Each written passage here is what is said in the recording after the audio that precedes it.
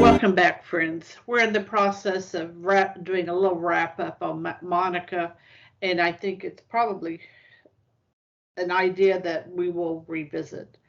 But wives would come to her and ask her opinion because they would see what a virtuous wife she was and mother. And so they'd come to her for advice. And she would consistently say to them, do not gossip about your husband's faults.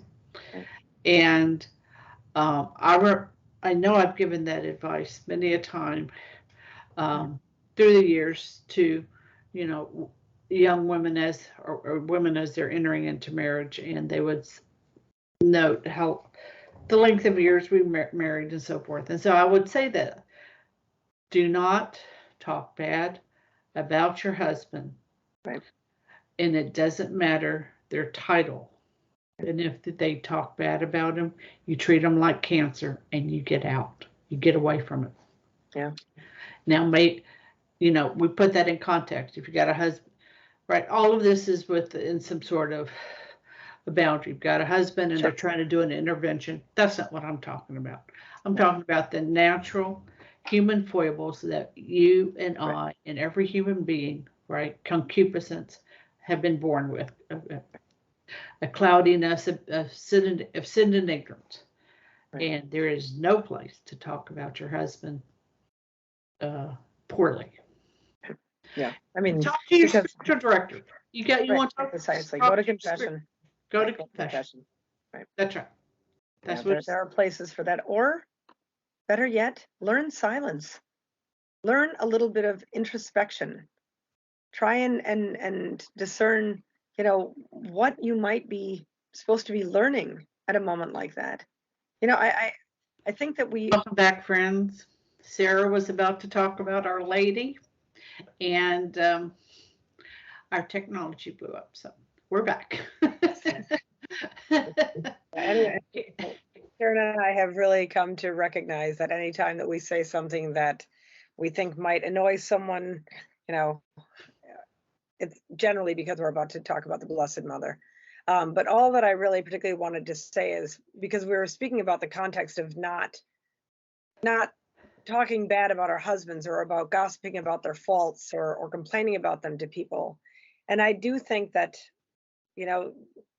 we have fallen into this conundrum that the modern world tells us that the only way that you can solve any problems is to talk about them, right? But the Blessed Mother, we have so very few things that we know about her, but we do know that she pondered things in her heart.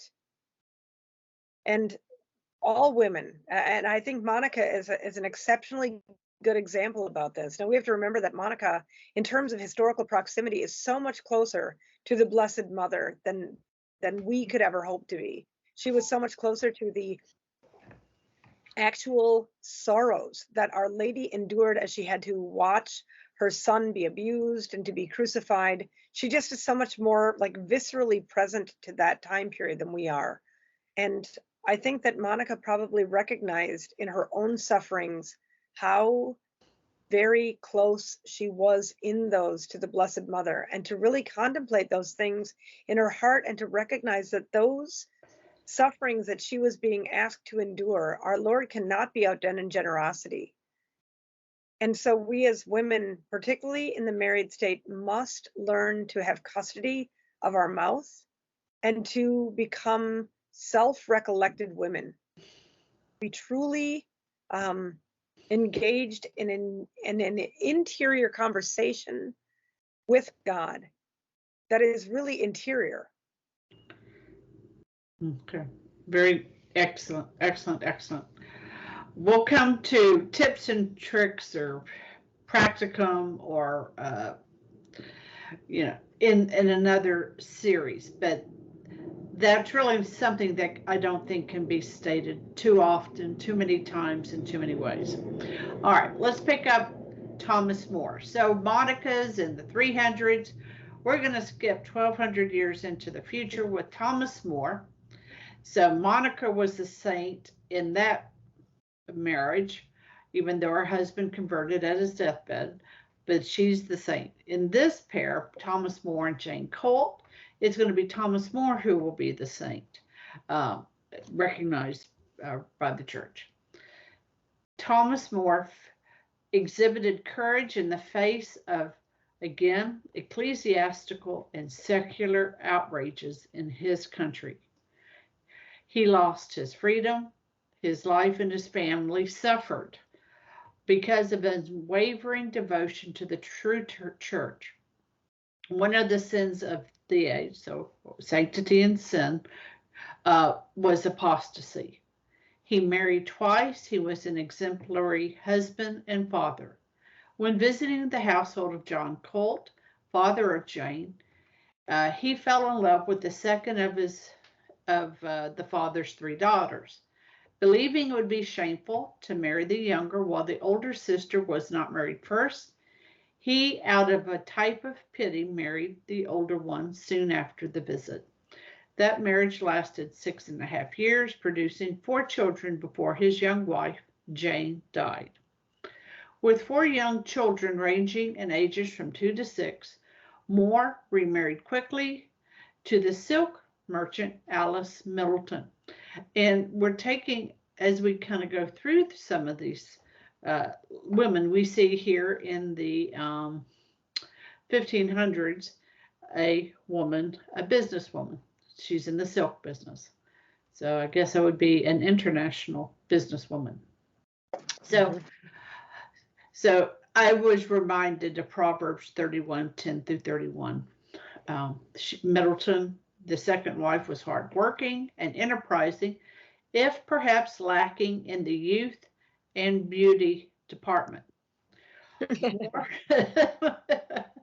And very diplomatically said, Karen. Yes. And, given enough time, we all end up in that department. More or less, yep. Yes. More taught Alice how to play the zither, lute, monochord, and flute with time for daily practice. Middleton had no children with More. All right. So this is the wife. Alice would call More a fool to lie here in the Tower of London, close, filthy prison, and be content to be shut up amongst mice and rats when you might be abroad at your liberty. So More had no one, if you will, in his circle supporting his fidelity. In spite of her condemnation, More loved her and his first wife, Jane. More completely relied on Lady Alice with the rearing of the children and running of the household. More's personal conduct was in all respects a practicing Catholic, all right, who prayed much, received the sacraments often, and was extraordinarily charitable to the poor and needy. Remember those 4 F's, we see that, plus tithing and generosity. At his arrest, when a search was made of his residency by the police, much to their surprise, there were no treasures, and More's righteousness was publicly acknowledged. When we see a saint in Monica the wife, we now see one in the husband. As his martyrdom approached, he prepared his family honestly with stories about the martyrs and how the love of God is the pearl of great price, worth everything. He was a courageous defender of a valid, consummated marriage. So one of the reasons I thought he was particularly, of the many I could have selected, More died because at the root cause of it is a faithful marriage, consecrated faithful marriage. Second, of course, was the papal authority as head of the Church of England with the mandatory oath. So it's interesting, valid recognition of papal authority and a proper marriage, right? The sacrament of holy orders and the sacrament of marriage in that sense. So the refusal to take this oath, the mandatory oath to the Church of England, led to his arrest. he did did not speak against the king's supremacy in the church, so as a false and perjured testimony was given, because he kept his mouth shut, which is what Sarah talked about.